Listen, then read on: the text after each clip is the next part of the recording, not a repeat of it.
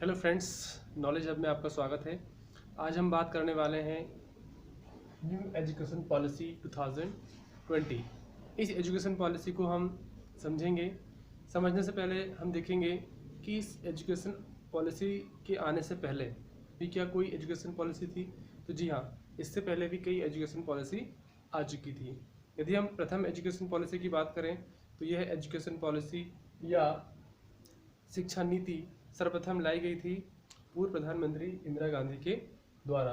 किस सन में लाई गई थी? 1968 में पहली बार शिक्षा प्रणाली या शिक्षा नीति को लाया गया था, ठीक है ना।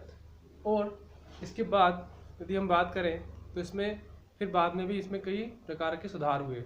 जैसे कि 1986 में वर्तमान उस समय के वर्तमान के जो प्रधानमंत्री थे राजीव गांधी सरकार, राजीव गांधी के द्वारा क्या किया गया, फिर दूसरी शिक्षा नीति लाई गई, ठीक है।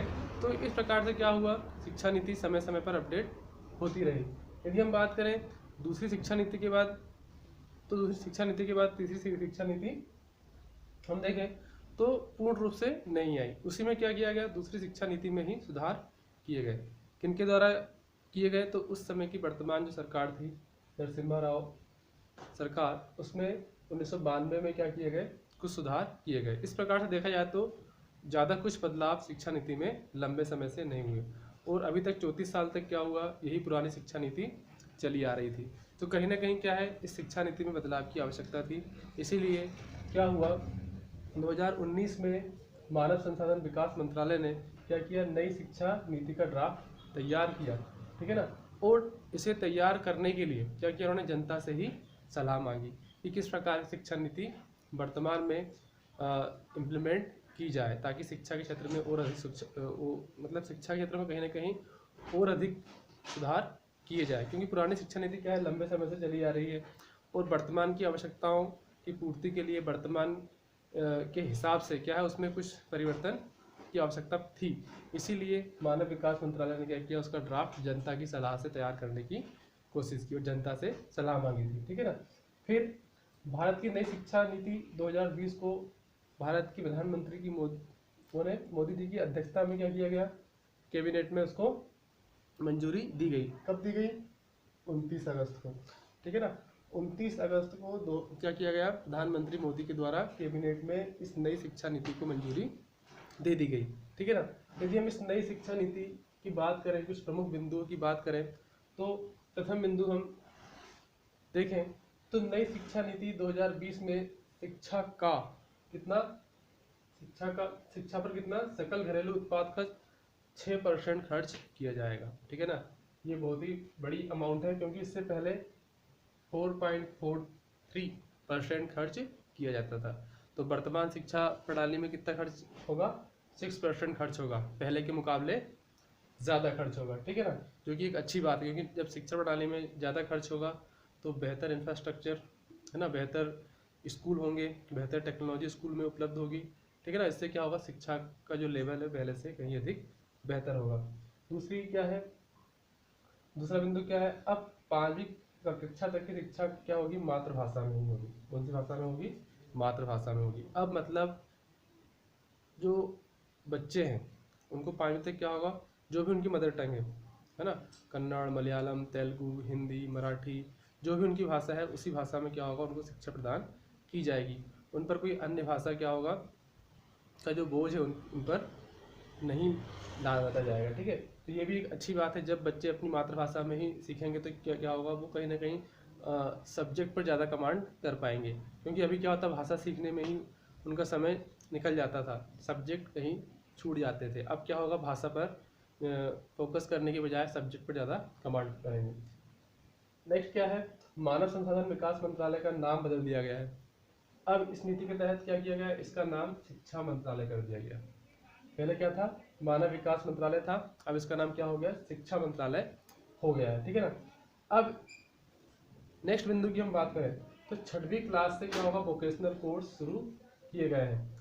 वोकेशनल कोर्स का मतलब क्या होगा कि इसके तहत जो भी छात्र इंटरेस्टेड रहेंगे, इच्छुक रहेंगे, ठीक है ना, वो क्या कर सकते हैं, इंटर्नशिप कर सकते हैं, मतलब वो कुछ नया सीख सकते हैं, ठीक है ना। इससे क्या होगा, 6वीं क्लास से ही बच्चों में कौशल है ना, स्किल्स डेवलप की जाएंगी, नई नई स्किल्स को वो सीख पाएंगे। ठीक है, इससे आने वाले समय में क्या होगा, उनको रोजगार सर्च करने में या अपने आप को एक बेहतर नागरिक बनाने में ज़्यादा सुविधा होगी। ठीक है ना।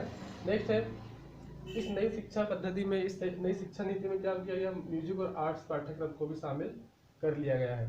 ठीक है ना, म्यूजिक और आर्ट्स कार्यक्रम को शामिल कर क्या किया गया है, इसको बढ़ावा दिया गया ताकि जो स्टूडेंट्स हैं उनका म्यूजिक और आर्ट्स के प्रति क्या हो, इंटरेस्ट बढ़े। तो इसलिए इस शिक्षा नीति में इन दोनों को ही इंक्लूड कर लिया है।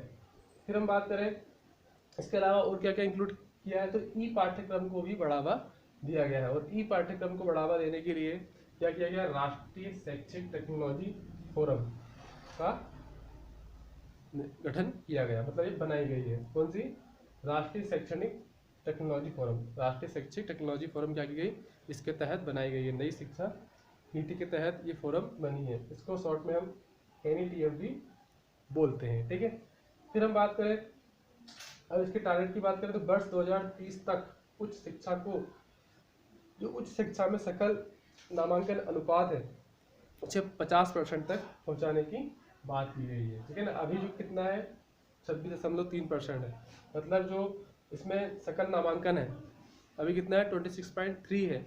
उस नामांकन को इसमें हायर एजुकेशन में कितना करने का टारगेट है, 50% करने का टारगेट है। ठीक है, अब हम अब सबसे महत्वपूर्ण बिंदु की हम बात करें। सबसे महत्वपूर्ण बिंदु क्या है कि मल्टीपल एंट्री और मल्टीपल एग्जिट सिस्टम को लागू कर लिया गया है। अब ये क्या है, इसको समझते हैं। Multiple entry multiple exit system क्या है।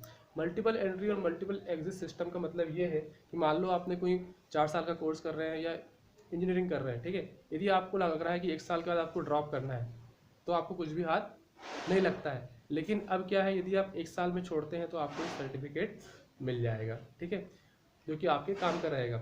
यदि आप 2 साल के बाद छोड़ते हैं तो आपको डिप्लोमा मिल जाएगा। यदि मान लो कोर्स 3 साल का है तो डिग्री आपको मिलना ही है, 4 साल का है तो क्या मिलेगा, आपको डिग्री मिल जाएगी। तो इस प्रकार से मल्टीपल एंट्री और एग्जिट सिस्टम से स्टूडेंट को फायदा होगा।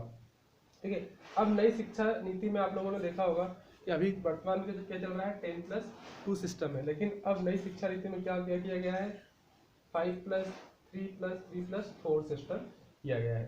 अब ये 5+3+4 सिस्टम है क्या, इस सिस्टम को हम इस प्रकार से समझ सकते हैं कि जो 5 है यहाँ पर क्या है, 5 का मतलब क्या है, ये 3 से 8 साल तक के बच्चों के लिए है। ठीक है, और सेकेंड 3 जो है मतलब वो किसके लिए है, मतलब जो 5 है मतलब 5वीं तक 3 से 8 साल तक के बच्चे। फिर +3 मतलब 8, 8वीं तक 8 से 11, फिर 11, फिर ये सेकेंड 3 किसके लिए, 11 से 14 साल तक के बच्चे के लिए। और जो लास्ट 4 है वो 14 से 18 साल तक के बच्चों के लिए। मतलब अब 3 से 6 साल तक के बच्चों को स्कूल के पाठ्यक्रम में लाने का प्रावधान है। मतलब 3 से 6 साल तक के बच्चों को भी क्या किया जाएगा, स्कूली शिक्षा के पाठ्यक्रम का भाग बनाया जाएगा। ठीक है ना, यदि हम इस बात को समझें ध्यान से। ठीक है, जो पहला 5 है तो पहले 5 का मतलब क्या है, मतलब प्राइमरी से सेकेंड क्लास तक क्या होना चाहिए, 5 साल तक का जो बच्चा है वो ये सब कर लेना चाहिए, प्राइमरी भी और सेकेंड क्लास तक। प्राइमरी मतलब पहले वो अपनी शुरुआती शिक्षा आंगनबाड़ी के माध्यम से लेगा, फिर पहली और दूसरी क्लास को वो कंप्लीट करेगा। ठीक है, इसके बाद सेकेंड 3 मतलब 8वीं क्लास। तो इसमें सेकेंड 3 का मतलब क्या हुआ, इसमें अब और 3 साल हम जोड़ दें तो क्या, तीसरी से 5वीं तक। सेकेंड 3 का मतलब क्या हुआ कि तीसरी से 5वीं तक। ठीक है, फिर नेक्स्ट 3 मतलब 6वीं से 8वीं तक। ठीक है, और लास्ट के जो 4 है वो 9वीं से 12वीं तक। तो इस प्रकार से न्यू एजुकेशन पॉलिसी में क्या किया गया है, डिवीज़न किया गया है, ताकि जो हमारे शुरुआती बच्चे थे 3 से 6 साल तक के, उनको भी इस एजुकेशन पॉलिसी का भाग बनाया जा सके। ठीक है, तो इस प्रकार से हमने आज न्यू शिक्षा नीति 2020 को हमने समझा। यदि आप किसी पॉइंट में कहीं पर कुछ डाउट हो तो आप कमेंट के माध्यम से पूछ सकते हैं। ठीक है, यदि आपको लगता है कि इसमें कुछ और बिंदु भी हैं जो कि इसमें छूट गए हैं, इसमें और भी बिंदु हैं वैसे, तो आप उनको कमेंट बॉक्स में लिखकर बता सकते हैं। ठीक है ना, so thank you for watching.